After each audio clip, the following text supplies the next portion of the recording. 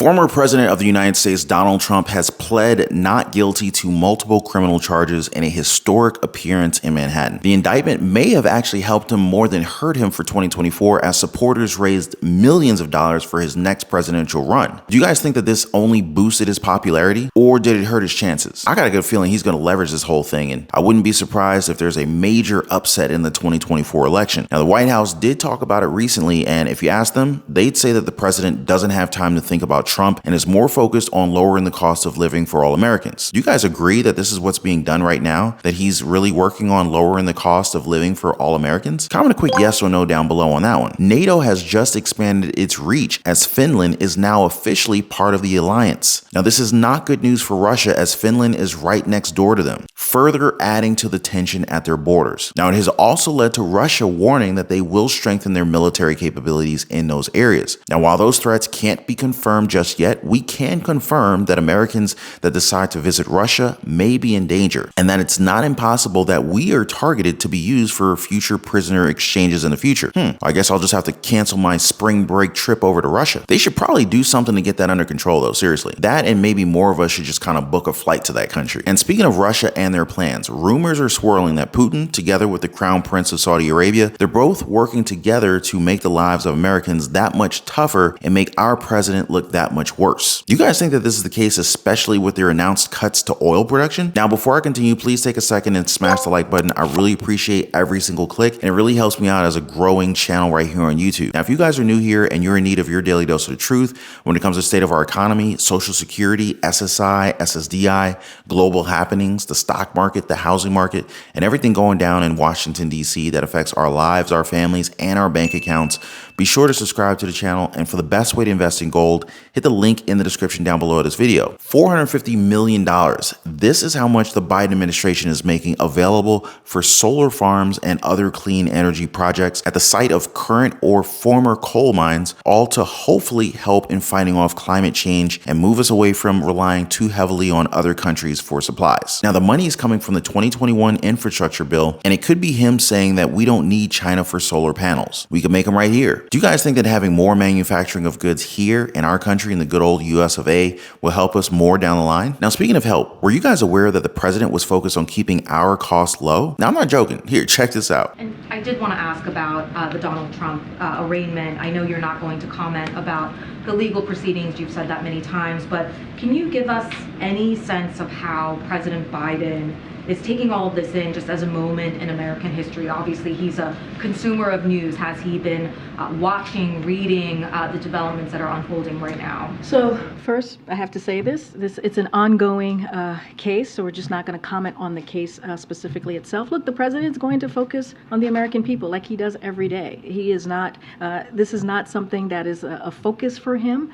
He is going to focus on things like making sure that we continue to lower prices for the American people. Of course, this is playing out on many of the networks here on a daily basis for hours and hours. So obviously he will catch part of the news when he has a moment to catch up on the news of the day. But this is not his focus for today. Oh, wow. So there you have it, folks. President Biden is focused on lowering our expenses. So here's the question. How many of you have felt your expenses go down? Serious question. I just need one comment to say this, because if I don't get at least one, then maybe President Biden isn't as focused as Karine Jean-Pierre is saying that he is. But I guess we should all just trust White House press secretary's word and believe that President Biden isn't at all caught up on what's happening to one of his top rivals for 2024. Now, on the topic of the former president, he has recently pleaded not guilty to 34 felony criminal charges of falsifying business records in a Manhattan criminal court. Now, this is the first time that this has ever happened to a president of the United States, with some saying that this could mean the doom of his aspirations for 2024. But others are saying that this has made him a shoo-in for the Oval Office. Now, according to his 2024 campaign, they raised $5 million within 48 hours of Trump's indictment. One of his officials even said that more than 16,000 people volunteered on their website in one day. Donald Trump, the former president and current presidential candidate, walking into a New York courtroom after being fingerprinted and being charged with 34 felonies. The charges stemming from a series of alleged hush money payoffs to an adult film star in hopes of avoiding scandals as he ran for president. He is the first former American president to face criminal charges. And today, before a judge in Manhattan criminal court, he pleaded not guilty. Afterward, his lawyers blasting the indictment. And though he has been defiant, one source described Mr. Trump today as very somber. For the first time, a former American president arraigned on criminal charges. There he is. Former President Donald Trump with a clenched fist and a wave as he left his luxury Trump Tower apartment for a Spartan Manhattan courthouse. His motorcade tracked from the air on live television. As Mr. Trump posted, "They are going to arrest me. Can't believe this is happening in America." The surreal sight as he walked inside, flanked by Secret Service.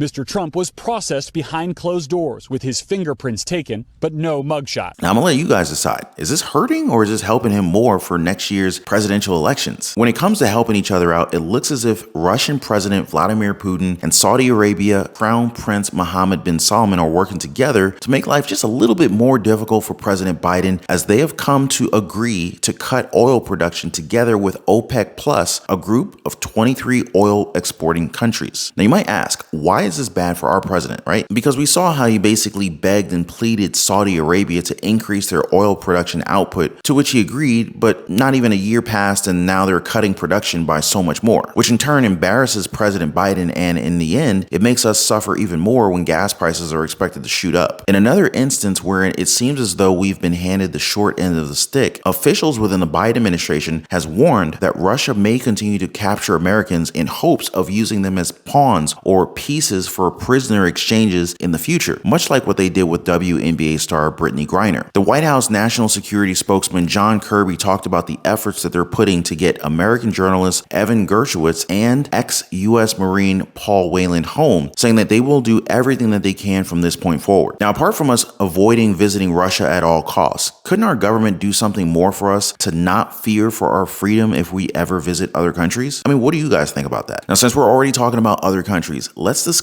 Finland, as it just became the 31st member of the North Atlantic Treaty Organization, or more commonly known as NATO. So here's what their officials had to say about it. Quote, "Finland has become a member of the defense alliance NATO. The era of military non-alignment in our history has come to an end. A new era begins. Each country maximizes its own security. So does Finland. At the same time, NATO membership strengthens our international position and room for maneuver. As a partner, we have long actively participated in NATO activities. In the future, Finland will make a contribution to NATO's collective deterrence and defense." End quote. This is not a good sign for Putin, as this brings NATO that much closer to their borders, practically in his own backyard. Their deputy finance minister, Alexander Grusho, he had this to say about it. Quote, "We will strengthen our military capabilities in the West and Northwest if NATO members deploy forces and equipment on Finnish territory." End quote. They also said that they're willing to take countermeasures against this move and that they will ensure their own security. So what do you guys make of today's updates? Now, if you guys want to discuss any topic that we talked about in particular, feel free to hit me up in the comments down below. And if you want to talk about ways where you can get your financial troubles cleaned up, much like credit card debt, boosting your credit score, car payments, getting out of debt, becoming debt free, mortgages, even rent, then feel free to drop a comment down below. I'd love to hear from you guys. Let me know what topics you want me to cover in the future. We can talk about opportunities within the stock market, real estate, maybe even go in depth in investments in gold. By the way, for the best way to invest in gold, there's a link in the description down below this video. Or we could also talk about creating side hustles and small businesses that can generate multiple streams of income. We can chat about any of these topics, but you guys got to take the first step. Drop me a comment down below. Now, before I go, guys, please don't forget to drop a thumbs up for the video and subscribe for your daily dose of the truth. Appreciate you guys watching. Please be kind to one another, and I'll see you on the next one.